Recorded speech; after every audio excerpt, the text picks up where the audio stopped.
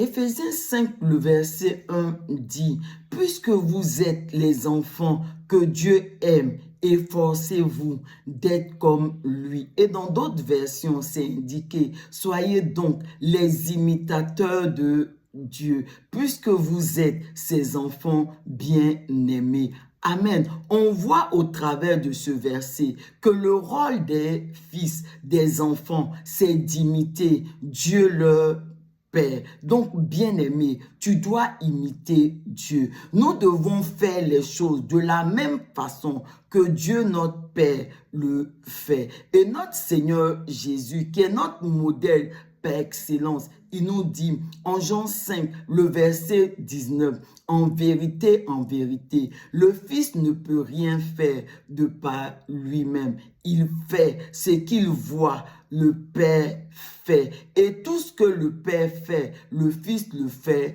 pareillement. » On comprend alors que le Fils, son rôle, c'est d'imiter son Père, c'est de faire tout ce que son Père fait. Et c'est ce que notre Seigneur Jésus lui-même, il a fait. Sur la terre, notre Seigneur Jésus a fait tout ce que Dieu le Père a fait. Il a dit tout ce que le Père a dit. Jésus sur la terre, il s'est appliqué à imiter Dieu son Père. Et en le faisant, il nous donne l'exemple pour dire que nous également, nous devons imiter Dieu notre Père. Mais étant donné que nous n'avons pas vu Dieu notre Père comme Jésus l'a vu, nous devons donc suivre Jésus. Ça veut dire, nous devons imiter Jésus. Et en imitant Jésus, ce que nous allons faire en réalité, nous allons imiter Dieu notre Père, étant donné que Jésus lui-même, il imite Dieu notre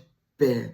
Amen. Et cette imitation des fils vis-à-vis de leur Père, cela nous permet de comprendre qu'en tant que parents sur la terre, nous devons nous-mêmes avoir une bonne attitude. Nous devons nous-mêmes, en tant que parents sur la terre, imiter Dieu notre Père. Et en imitant Dieu notre Père, nos enfants également, puisque nos enfants, ils sont appelés à nous imiter. Donc nos enfants, en nous imitant, ils vont également imiter Dieu leur Père. Donc, bien-aimés, véritablement, appliquons-nous à imiter Jésus, de sorte que véritablement, nous également, nous puissions imiter Dieu notre Père.